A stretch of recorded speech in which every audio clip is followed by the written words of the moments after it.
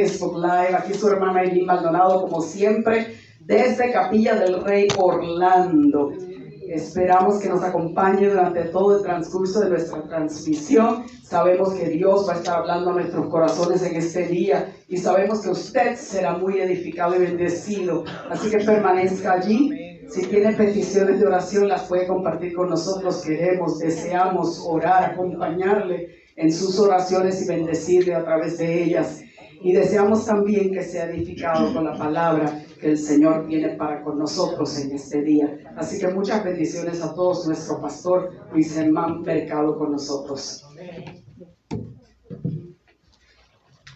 Puede sentarse, hermano.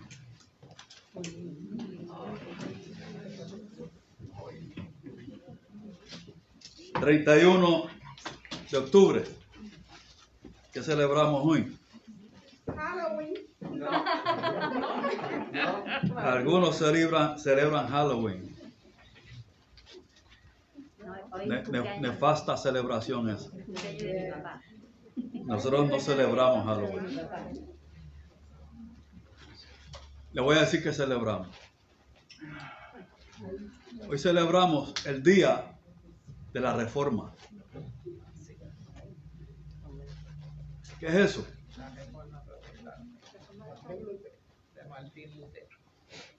De 1517, 31 de octubre 1517. En Wittenberg, Alemania, un hombre que durante gran parte de su vida había sido monje jesuita, es decir, perteneciente a la Iglesia Católica, se estaba levantando y denunciando, enseñando que mucho de lo que se enseñaba en la iglesia estaba fuera de las Escrituras, no era bíblico. Y ese oscurantismo, ese haberse apartado de la palabra de Dios, fue complicándose cada vez más. En el momento en que Martín Lutero, ese era su nombre, traducido a nuestro español, se levantó enseñando. Ya en ese momento se vendían indulgencias. La venta de indulgencias era una práctica constante. Se vendía el perdón de Dios. Y eso era una venta literal, ¿sabes? Se vendía literalmente el perdón de Dios. Había que pagar por eso. Por lo tanto, solo los pudientes tenían acceso, según ellos, a ese trato de parte de Dios.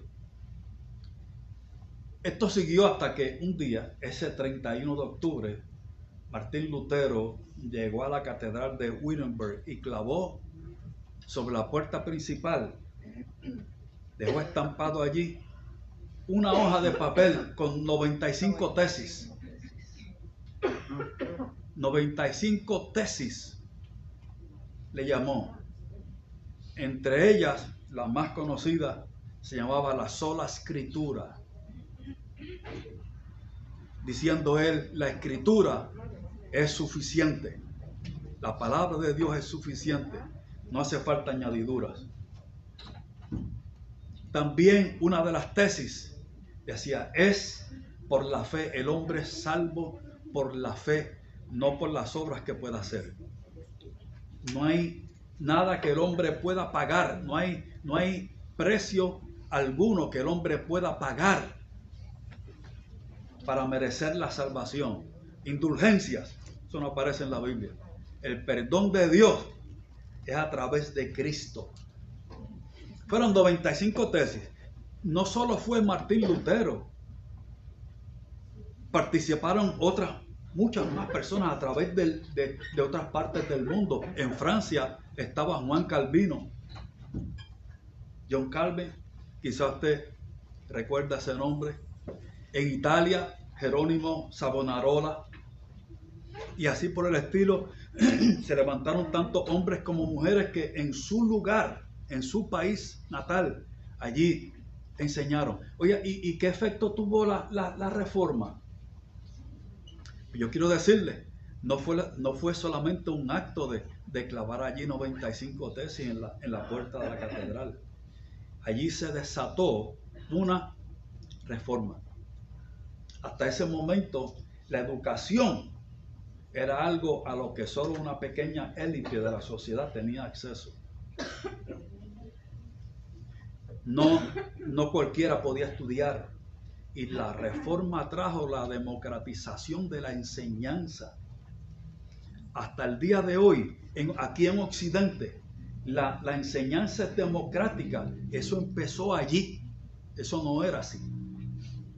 Se democratizó la enseñanza pública.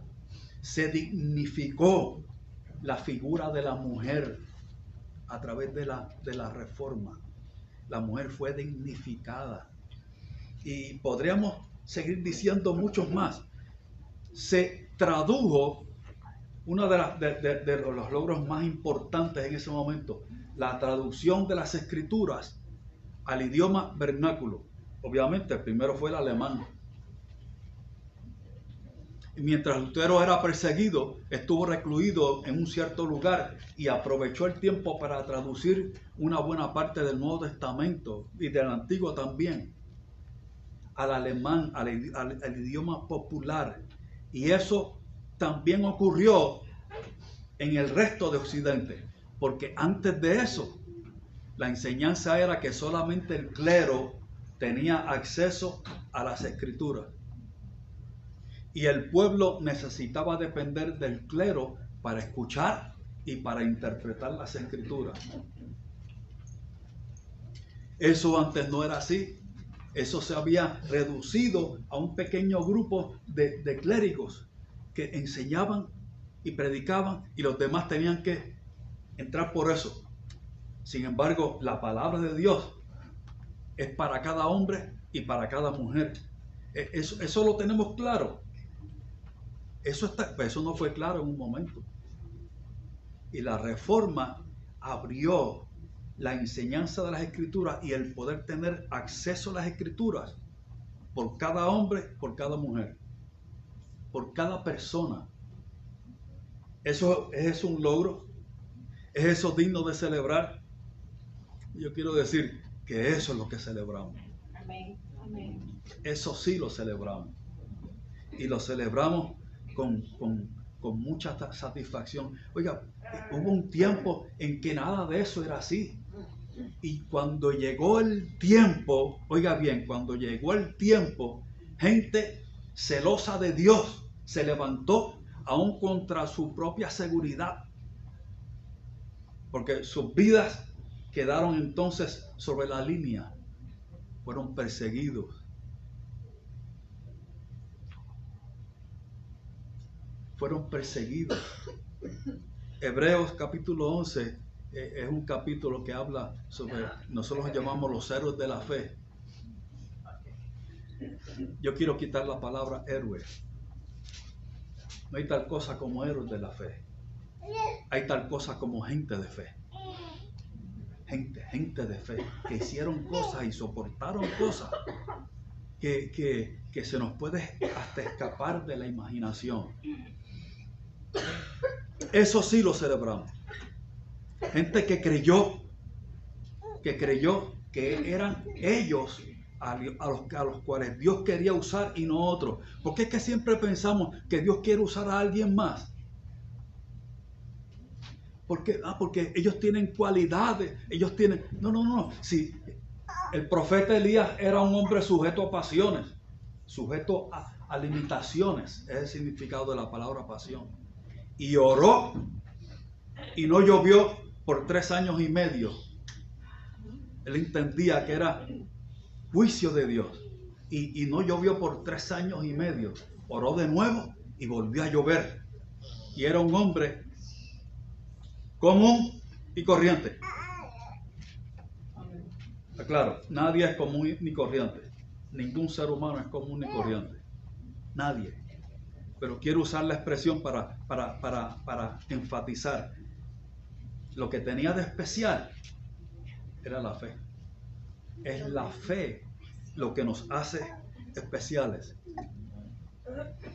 Acompáñeme a 1 de Samuel, capítulo 20.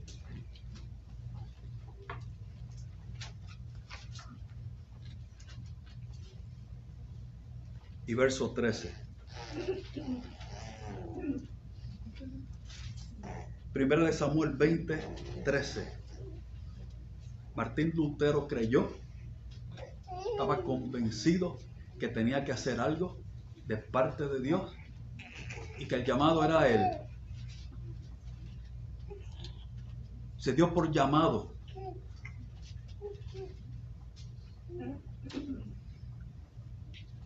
Hay un tiempo, oiga bien, Dios nunca ha estado ausente. Dios nunca estuvo ni ha estado ausente. Hay un periodo entre el Antiguo Testamento de 400 años donde no hubo profecía, donde no se levantó un profeta. Pero es que la palabra ya había sido dada. La palabra ya estaba. Pero hay un momento en que Dios hace cosas a través de gente que se dispone y gente que se presenta y dice, yo quiero. Mire, quiero referirme a este pasaje porque quiero decir que Dios cumple sus promesas. Amén. Sí, Señor.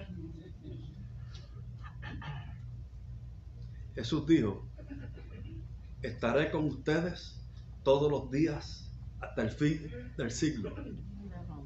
Eso es, cuando parece que el sí Él está y cuando parece que no está, realmente Él está. A veces parece que Él no está. Y yo quiero decirle, no importa la apariencia, Él está. El Señor es fiel y Dios cumple su promesa. Y aquí yo veo a un hombre que entendió eso, que lo vio y del cual no se habla mucho, pero lo vio e hizo cosas que dieron paso a una bendición de Dios, aún para su descendencia. Y estoy hablando de Jonatán. Jonatán, ¿quién era Jonatán? Jonatán era hijo del primer rey de Israel, el rey Saúl. Y Jonatán desarrolló una amistad bien profunda con el que había sido ya ungido por rey, segundo rey de Israel. Y yo quiero llamar su atención y decir, a quien legalmente le correspondía el reinado de Israel era a él, porque era el descendiente más cercano de su padre Saúl.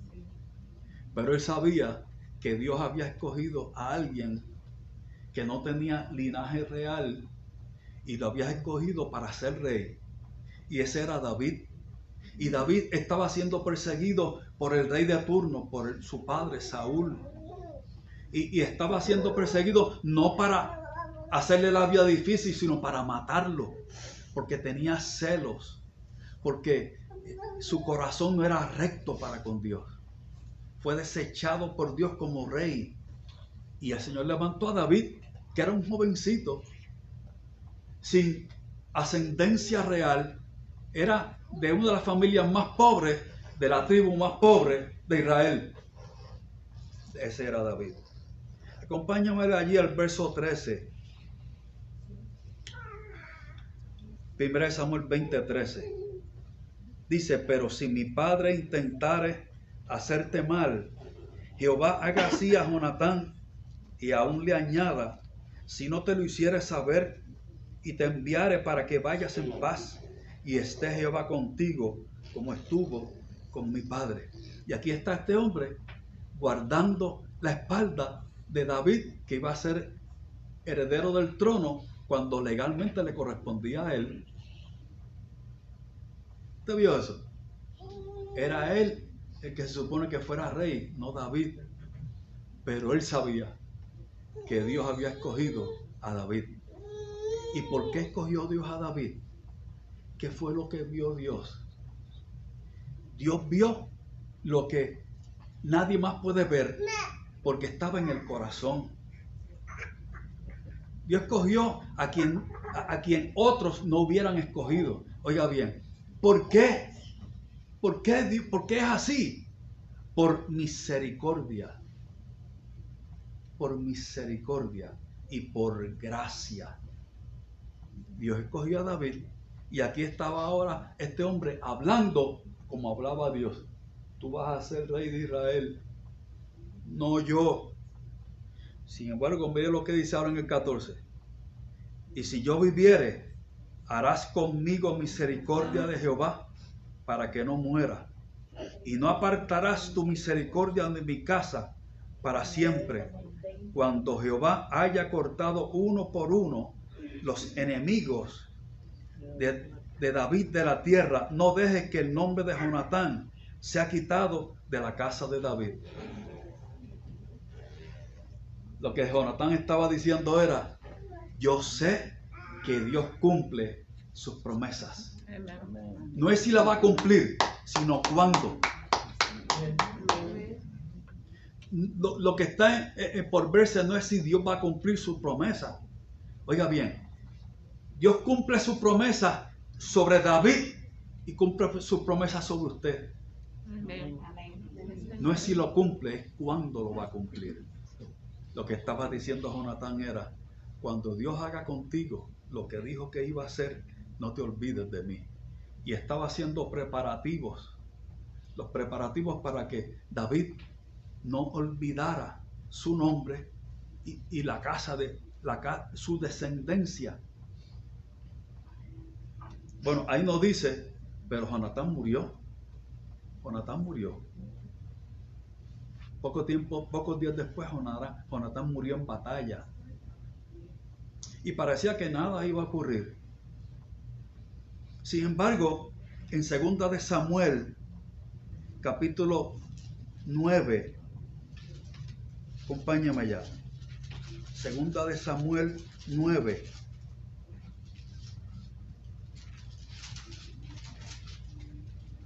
Verso 1.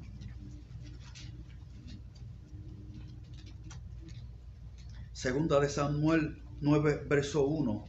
Ahora David ya era rey. Ya estaba David en el trono de Israel. Y un día dijo David, ¿ha quedado alguno de la casa de Saúl a quien haga yo misericordia por amor de Jonatán? ¿Ha quedado alguien de su casa sobre quien yo vierta bendición hasta que sobreabunde por amor a Jonatán? Porque a Jonatán había juramentado y le había dicho, yo te bendeciré a ti y bendeciré a tus descendientes. ¿Ha quedado alguien? Y había un siervo de la casa de Saúl que se llamaba Siba, al cual llamaron para que viniese a David. Y el rey le dijo, ¿eres tú Siba? Él respondió, tu siervo. Él le dijo, no ha quedado nadie de la casa de Saúl a quien yo haga misericordia de Dios. Y Siba respondió al rey, aún ha quedado un hijo de Jonatán, lisiado de los pies. Entonces el rey le preguntó, ¿dónde está? Y Siba respondió al rey, he aquí, está en casa de Maquir, hijo de Amiel, en Lodebar. Lodebar significa tierra hostil, seca, tierra de tristeza. Eso significa Lodebar. Se llamaba Mefiboset. Era el único descendiente de Saúl. Entonces la respuesta de Siba fue, sí, queda uno. Se llama Mefiboset. Y Mefiboset significa el que lleva la vergüenza. ¿Qué vergüenza? Que estaba desprovisto de todo. Tenía impedimentos físicos. Cuando era un bebé y mientras estaba en la batalla donde murieron su padre y su abuelo, la nodriza que lo cuidaba, huyendo, dejó caer al bebé. El bebé sufrió heridas serias en ambos pies. Y aquí está ahora Mefiboset siendo un adulto, ya con hijos, lisiado de sus pies. Le cubría vergüenza, había vergüenza en él. ¿Ha tenido usted vergüenza en alguna vez en su vida por algo? Por algo. Yo quiero decirle que el Señor quiere levantar esa vergüenza. No nos quiere Dios avergonzados. Quiere levantar Dios la vergüenza. Y este hombre joven fue llamado ante la presencia del rey y pensó que lo estaban llamando para enjuiciarlo porque era el único descendiente. Pensó que el rey lo estaba llamando para hacer caer sobre él su mano fuerte. Y llegó temblando y se postró sin tan siquiera mirar al rey. Y le dijo, sí, yo soy Mefiboset, hijo de nieto de Saúl, hijo de Jonatán. Y usted conoce la historia, sabe que a partir de aquel día, David le dijo a Mefiboset, a partir de hoy vas a comer de mi mesa. Lo que yo coma, comerás tú también. Y te serán devueltas todas las tierras que fueron de tu padre. Y en un abrir y cerrar de ojos, en un momento dado, la vida de aquel hombre incapacitado fue transformada. Ahora vivía en el palacio del rey y ahora tenía en su haber todo lo que había sido de sus antepasados. ¿Por qué? Porque David estaba cumpliendo una promesa. ¿Por qué? Porque promesa de Dios se cumplió sobre su vida. Oiga, quien sabe que Dios tiene promesas, cumplimiento de promesas sobre la cabeza de uno, solo quiere que sobre la cabeza de los demás ocurra lo mismo.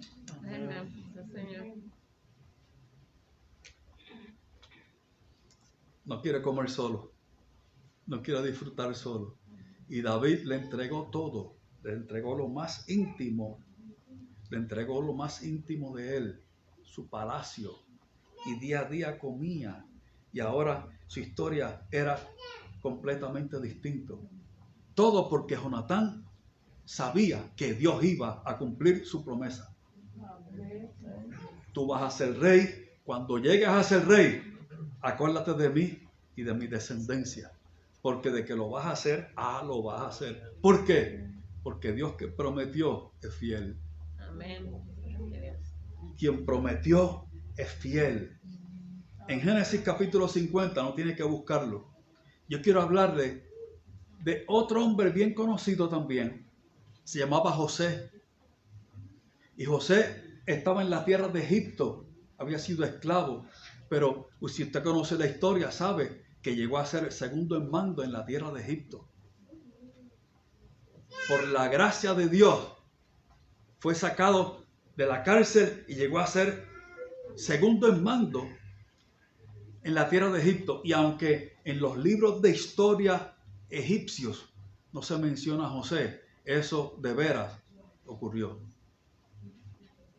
Y cuando José estaba ya en las postrimerías de su vida, anciano, enfermo, le dijo a su familia, cuando salgan de aquí, lleven conmigo mis huesos. Lleven mis huesos. Estoy parafraseando de Génesis capítulo 50, verso 24.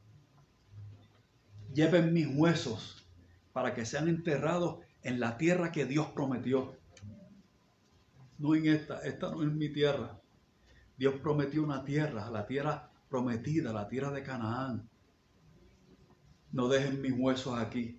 Como José sabía que Dios cumple sus promesas, estaba haciendo los preparativos para cuando eso ocurriera. Quiero que me entierren allá. Siglos después, el escritor de Hebreos dice en capítulo 10, por la fe, José, antes de morir, dio mandamiento acerca de sus huesos, de que fueran transportados a tierra de Canaán, tierra prometida. ¿Por qué? Porque José estaba diciendo, no importa cuándo, yo sé que la promesa de Dios se va a cumplir, y aunque sea tiempo y tiempo y tiempo después, mis huesos, mis restos, yo quiero que reposen allí. Dice Hebreos, eso fue por la fe. Por la fe.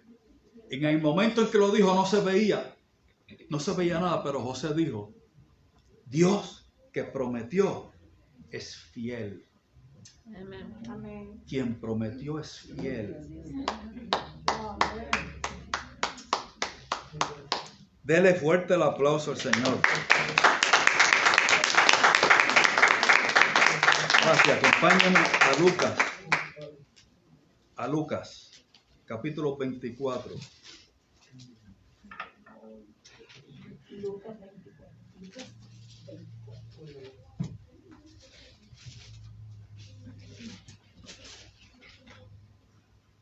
49. Lucas 24, 49. Jesús había resucitado ya. En este capítulo, Jesús está dando instrucciones de qué hacer ahora, después de su partida, porque estaba a punto de ascender a los cielos, a la diestra del Padre, donde se encuentra ahora mismo. Y Jesús le está diciendo a los discípulos, mira ahí el verso 49. He aquí, yo enviaré la promesa de mi Padre sobre vosotros, pero quedaos vosotros en la ciudad de Jerusalén hasta que seáis investidos del poder de lo alto.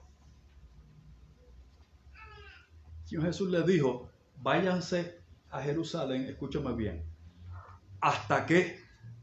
No les dijo cuándo iba a ser. No les dio una fecha, van a estar allí 10 días esperando. No, vayan a Jerusalén y esperen.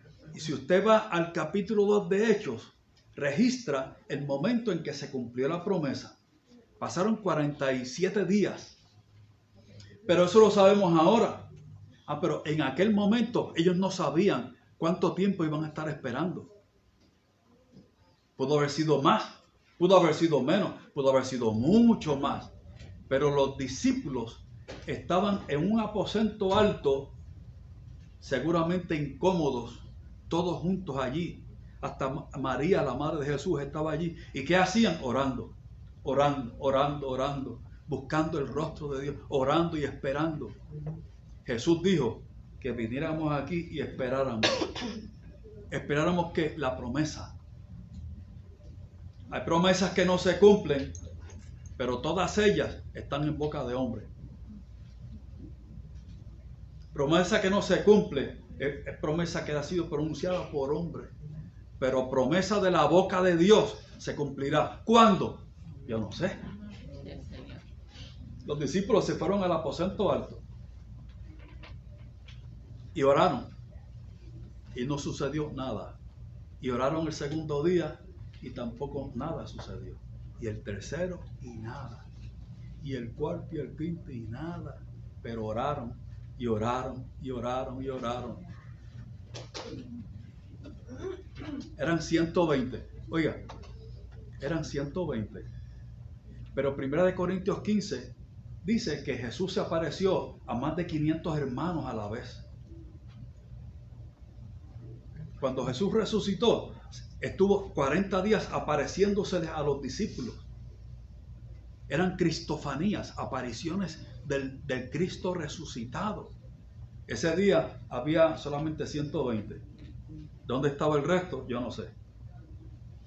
Había 120 que siguieron las instrucciones del Señor Jesús y se fueron a Jerusalén y oraban. Oiga, el tiempo de la espera para el cumplimiento de la promesa es un tiempo no de inactividad y de pereza, es un tiempo de fuerza, un tiempo de actividad. El tiempo de espera en Dios es un tiempo de actividad, no de indiferencia ni de pereza. Esperar en Dios no es tirarse hacia atrás. El tiempo de espera es un tiempo activo, intenso, intencional. Aquellos discípulos dijeron, yo tengo fe, pero también yo tengo confianza.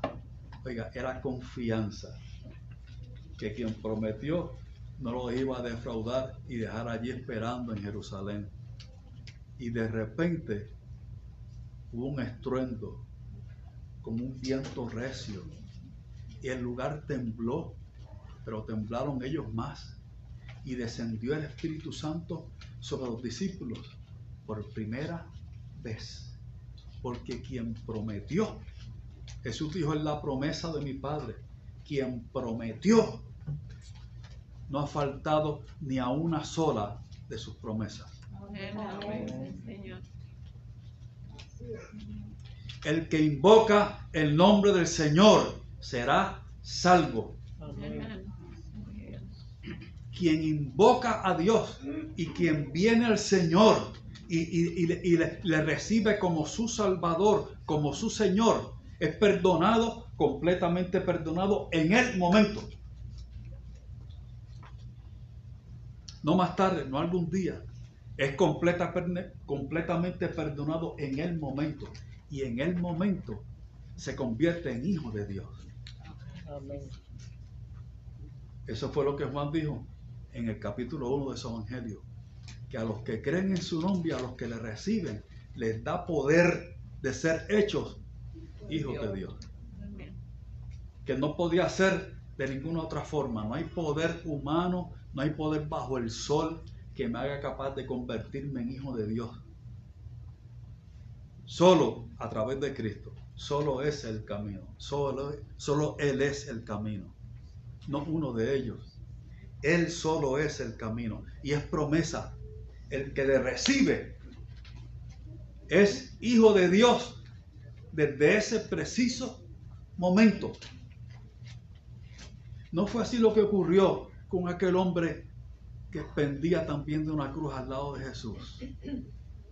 Y yo te digo que hoy estarás conmigo en el paraíso. Desde aquel momento era hijo de Dios. Y estaba a punto de morir. Estarás conmigo hoy mismo. Estarás conmigo en el paraíso. Porque las promesas de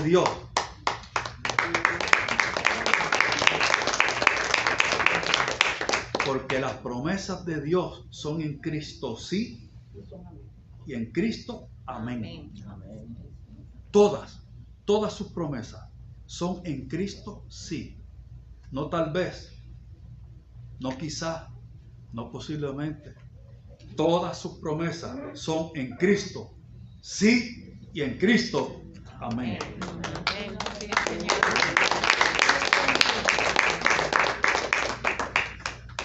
Job, no se menciona este hombre con este nombre tan breve, tan corto, Job. Creo que la gran mayoría sabe de quién se está hablando, de Job.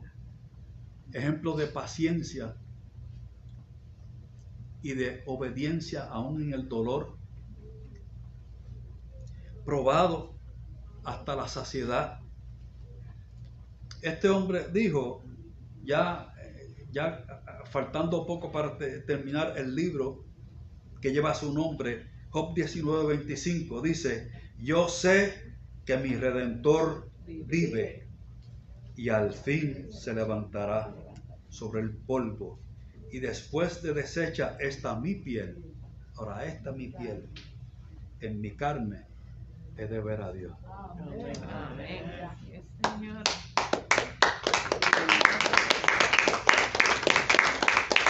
Que Job estaba diciendo era, yo estoy a punto de morir, y estaba a punto de morir. Si usted ha visto a alguna persona con sarna alguna vez, sabe que sus días están contados. Yo he visto eso. Aún en nuestros días, con tanto adelanto, es una sentencia de muerte si no es tratada. Pues en sus días no existía tratamiento. Tenía sarna. La sarna humana es una condición degenerativa que afecta primero la piel, después degenera el tejido muscular, después afecta toda la estructura de la osamenta, del esqueleto humano. Y este hombre ya no podía ni rascarse, dice que tomaba un tiesto para rascarse. Pero eso fue después de haberlo perdido todo, hijos, hijas, posesiones, todo. Y cuando dijo esto en el capítulo 19, estaba en el momento más crudo de su condición. Y lo que Job dijo allí fue, es posible que yo muera, pero aunque yo muera, también del polvo me voy a levantar, porque mi Redentor se va a levantar del polvo, y así como Él es, yo seré, y yo también me levantaré, y en esta mi carne he de ver a Dios.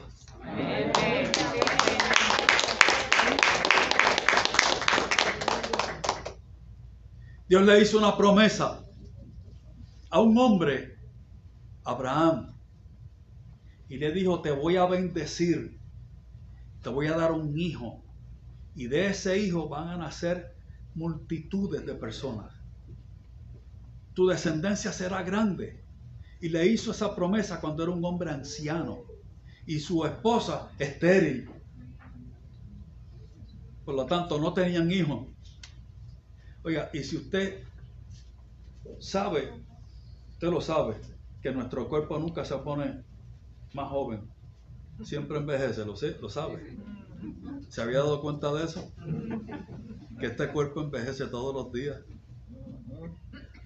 Entonces, la promesa que Dios le hizo a Abraham, según la carne, se alejaba cada día un poco más.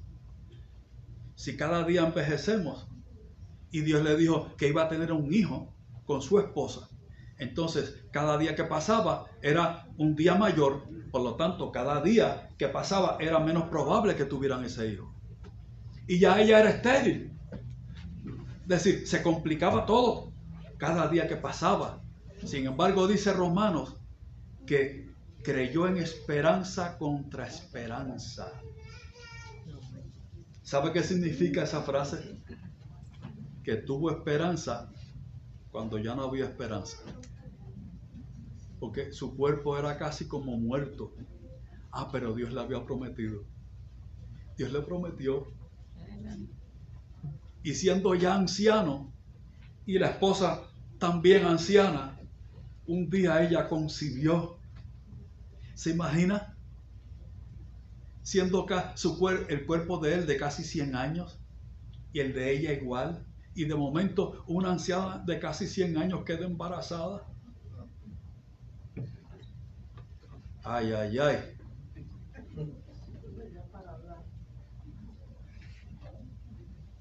Lo interesante fue que lo dio a luz.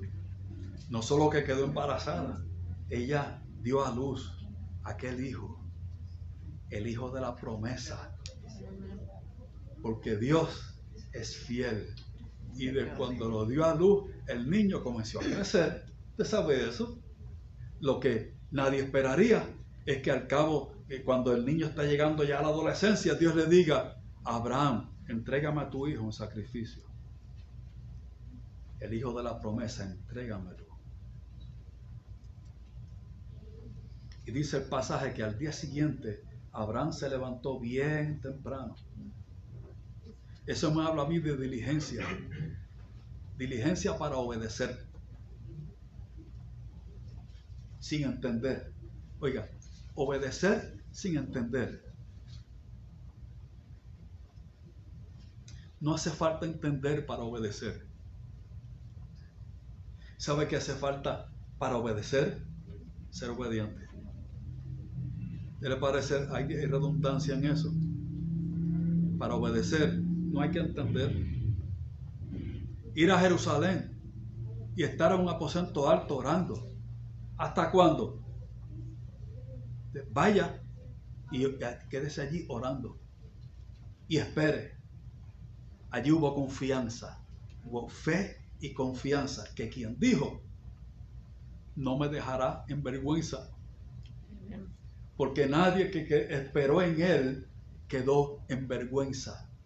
Y Abraham dijo, quien me dio el hijo cuando yo no podía, ahora me lo está pidiendo, se lo voy a entregar, y se lo voy a entregar tempranito, bien temprano en la mañana salió, porque Abraham decía que Dios era poderoso para levantarlo aún de entre los muertos. Y ahora estaba diciendo, es posible que llegue el momento en que yo sacrifique a mi hijo, pero como es el hijo de la promesa, aún de entre los muertos, Dios me lo va a devolver porque Dios no miente. Y dice Hebreos que en sentido figurado, eso fue lo que ocurrió. Realmente, Abraham llegó a sacrificar a su hijo en sentido figurado, porque no se lo negó. Y cuando no entendía, porque no era posible que Dios le estuviera diciendo que sacrificara a un hijo suyo, si Dios mismo había dicho que no se encontrara entre el pueblo de Dios alguien que sacrificara a su hijo. Eso era costumbres paganas. No entendía, pero Dios entiende. Yo veía la noticia de un pastor hace 2 años atrás.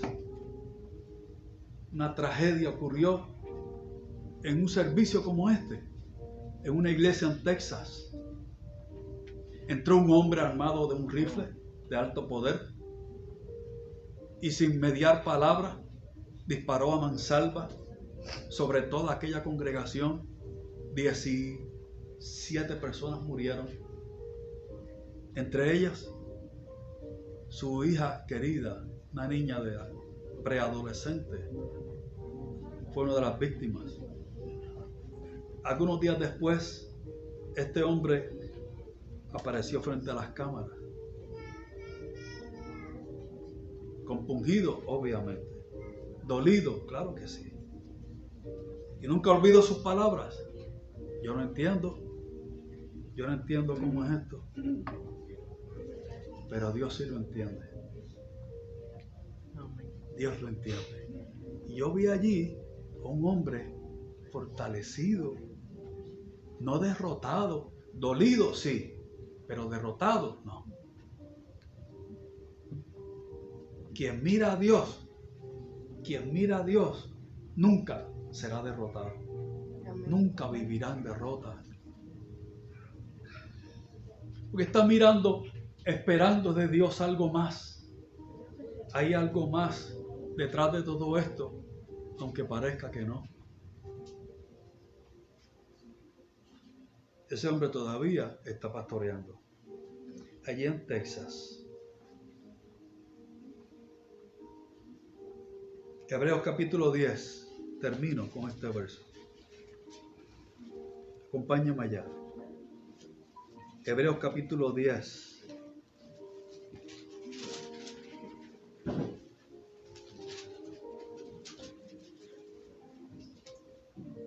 Verso 35. Le dice ahora, no a Abraham, no a José, no a David. Le está diciendo a nosotros. Dice la palabra, Hebreos 10:35, no perdáis vuestra confianza, que tiene grande galardón, porque os es necesaria la paciencia para que, habiendo hecho la voluntad de Dios, obtengáis la promesa. Y ahora yo quiero terminar diciendo, las promesas de Dios no son incondicionales. Hay condiciones para recibir promesa de Dios. Es necesaria la confianza, es necesaria la paciencia y es necesario vivir haciendo la voluntad de Dios. Eso es lo que dice ahí. Sí, Señor. Vivir haciendo la voluntad de Dios. Vivir haciendo lo que agrada a Dios. Vivir en el Señor, esforzándome cada día más. buscándole cada día más, orando cada día más y esperando cada día más. Porque es necesaria esa paciencia. ¿Sabe qué es paciencia? Paciencia es fe extendida. Eso es paciencia. Paciencia no es una actitud de resignación, porque ya no puedo hacer nada más. La paciencia en el Señor es un atributo activo, es una cualidad activa. Vivir esperando en el Señor. Quien prometió, lo hará. La pregunta no es si lo hará, lo va a hacer. ¿Cuándo? Yo no sé. ¿Y por qué a veces tarda tanto? ¿Por qué a veces tarda? Pues la respuesta a eso no la tiene nadie. Pero una cosa sí le garantizo, que mientras se espera, usted está creciendo. Usted está creciendo. Que mientras espera, no se es el mismo. Se está avanzando, no retrocediendo. Por eso dice, no pierdas la confianza. No, la confianza se puede perder. No la pierdas. No pierdas confianza. Me voy para Jerusalén a orar. Como dijo el Señor, eso es un voto de confianza. Eso es confianza. A veces podemos decir, tenemos fe, pero no hay confianza. ¿Por qué? Porque hay fe, Dios lo hace, pero en lo profundo hay una declaración, lo hace sí, pero no conmigo. Lo hace con otros, pero no conmigo. El que confía, espera, sabe que con el cual también Dios está tratando y lo va a hacer. Pasan 40 y pico de días orando, pero Dios lo va a hacer. Es confianza y fe. Dice que genera paciencia. Paciencia, sin abandonar nuestro lugar en Dios. Paciencia sin abandonar el lugar en Dios. Porque Dios es fiel en cumplir su promesa. Amén. ¿Usted dice amén? Amén. Sí, Señor.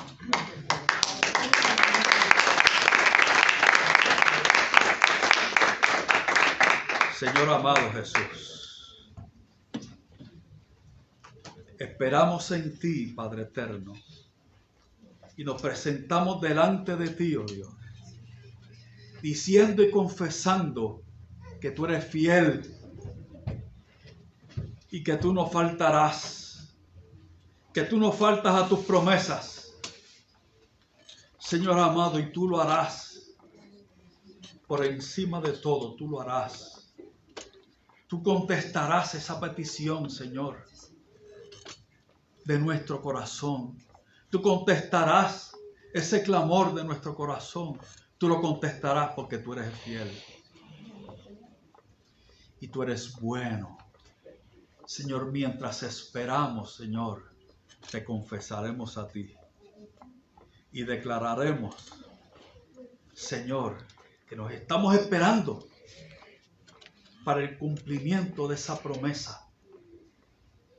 Y esperando activos, no dejados, activos en ti, Señor. Creyendo que tú lo harás. Creyendo que tú lo harás. En el nombre de Jesús. En el nombre de Jesús. Amén. Amén.